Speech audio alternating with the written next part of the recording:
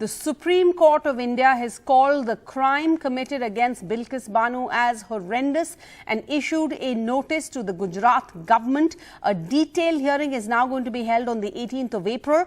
But in court just minutes ago, the Supreme Court issued a notice to the centre and the Gujarat government on a plea filed by Bilkis Bano challenging the remission of the sentence of 11 convicts in this gang rape case. Now, the Supreme Court was hearing a batch of pleas challenging the remission of the sentence of these 11 convicts in the Bilkis Bano gang rape case.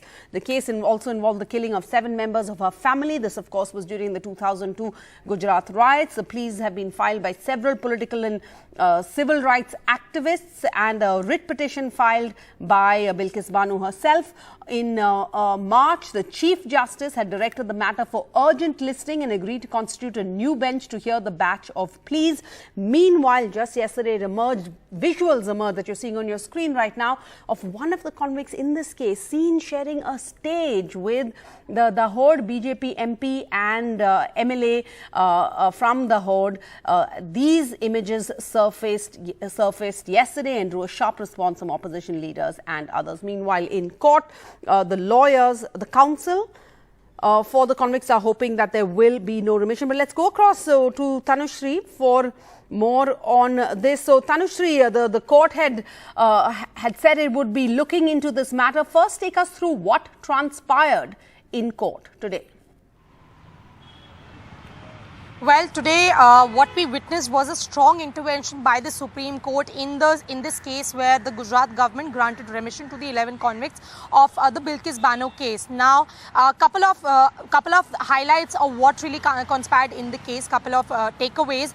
The next date of hearing is on the 18th of April. On that date, the lead case is going to be the writ petition which has been filed by Bilkis Bano. Rest all the cases which have been filed by political leaders, politicians or civil rights activists will be secondary cases. The lead case will be the writ petition which has been filed by Bilkis Bano, the victim herself. Now, the second important thing which the Supreme Court has asked to the Convicts Council is that the Supreme Court has served notices to the central government, to the Ministry of Home Affairs, and also to the Gujarat government. They have the Supreme Court has asked all these parties to keep the files ready, to keep all documents ready, as to give a proof to the court that on what grounds did the Gujarat government, did the Ministry of Home Affairs granted remission to these 11 convicts. Also, something very interesting, Sarah, that the bench of 2 justices said that we have many murder cases in front of us, we have many heinous crimes in front of us where the convicts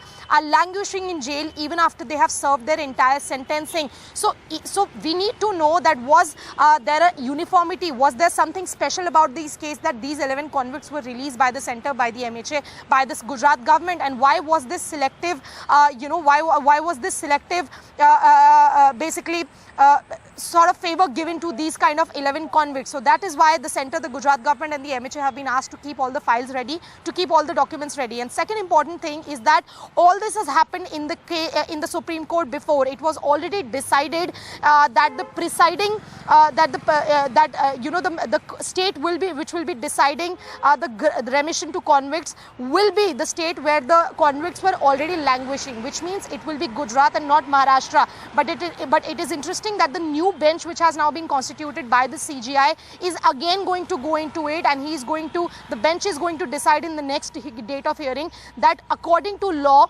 which state should have the discretion to grant remission to the convicts, whether it should be the state where the hearing took place, the trial took place. In this case, it will be Maharashtra, the CBI court in Maharashtra, or whether it should be the state where the convicts were languishing in jail. Because Kapil Sibal said that the remission granted to these 11 convicts violates all the parameters of the discretion. The case was transferred out of the state of Gujarat because the police was not faithful. The court and the victim did not trust the police, and the same police has now granted remission to the convicts. So it's a complete joke. That's what Kapil Sibal told the court, and that is why the court has now decided that once again it is going to go into the process, and it will be decided once and for all that which state has the jurisdiction, which state has the discretion and the authority to decide whether the convict should be granted bail, granted premature release, granted remission or not. That's one. Secondly, the state and the center and the MHA have to give all the documents once again to prove that on what grounds only these convicts of one particular case from the Gujarat riots were given remission. And the third most important thing is that the writ petition filed by the victim herself, Bilkis Bano, will be made the lead case. Rest all the cases which have been filed by Suhasini Ali, filed by Mahua Moitro, a TMC leader, those cases will be secondary. Firstly, it will decide whether what the victim wants in this particular case. Also, the court clarified that it is going to strike a balance and not take a decision in an emotional way. Back to you. All right. So, if I can just sum up, a setback, a huge setback for the centre and the state, because the Supreme Court having some very strong words, apart from calling this a horrendous crime, saying that we have many murder cases where convicts are languishing in jail for remission without years. Is this a case where standards have been applied uniformly like other cases, asking whether these convicts have been given special treatment? And going back, the Supreme Court, this bench hearing this case is going to go back to square one. So they're going to start looking at all of the angles, all of the aspects in this case right from the start. So, Tanushree, what was the response of the counsel for the convicts and the centre and the state today? We just spoke to Rishi Malhotra, who is the convicts counsel, and he told us that, you know, we are really surprised to see the audacity of the victim to actually ask for a writ petition on a matter which has already been decided. And we also do not feel that this case is for the civil rights activists or for the political leaders to take. It's complete politics. He told us that it is complete politics, where Kapil Sibal, Abhishek Manu Singhvi are representing TMC leaders and Suhasini Ali and journalists and civil rights activists. It's not their case. It's a criminal case, which and these people, the sentencing was for 14 years by logic, and these convicts have already served more than 14 years. They have served 15 and a half years in jail. So when they are out, why is such a hue and cry? They have already served their life sentencing. There was no capital punishment of hang till death. So they are totally, they can, by the law, they can totally apply for a remission, and in this case, they have been granted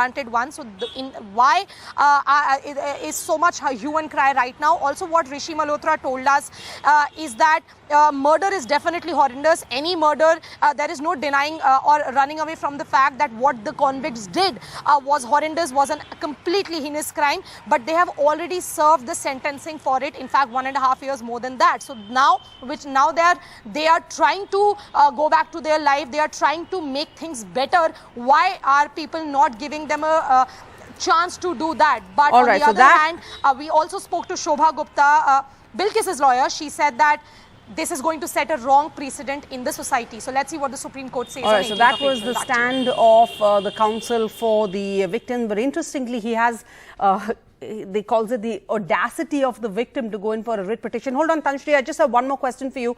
While the court themselves, the Supreme Court has clearly said that this writ petition filed by Bilkis herself is going to get precedent. It will be heard first in order of priority. Tanushree, last one question. As the lawyer for the counsel for these convicts who have been released says they want to go back to their normal lives, and we saw a glimpse of that yesterday. Late last night, you were reporting, you had these images that you had sent us of one of the convicts in the case actually seen sharing a stage with a BJP MP and a BJP MLA from Dahod, just hours before this case was to be heard in the court. This is not the first time that they have been celebrated ever since they have been released. First, they were garlanded and then they were given laddus. NDTV was the only channel who was on ground during the Gujarat elections, and we documented how all the 11 convicts are back to having a normal life, a regular life. On the other hand, in the same village where the victim also belonged. And ever since 2002, Bilkis Bano has never been able to come or revisit her own house in the same village where are now the 11 convicts who have been convicted for murder, for gang raping, and on counts of 14 counts of murder and gang rape. Those people are now having a gala time, a regular life, but the victim herself is not being able to go back because there is a security issue, there is a life threat which she is living under. Also, the kind of brazenness in which the entire process was done, the kind of impunity these convicts enjoy is clearly, visible in these pictures and visuals where Bharatiya Janata Party's MLA, Bharatiya Janata Party's member of parliament are posing for pictures, are inviting these convicts as chief guests, and that too at government events. So I think that's a clear message, even ahead of the Supreme Court hearing, that which side does the government stand as far as this particular case is concerned.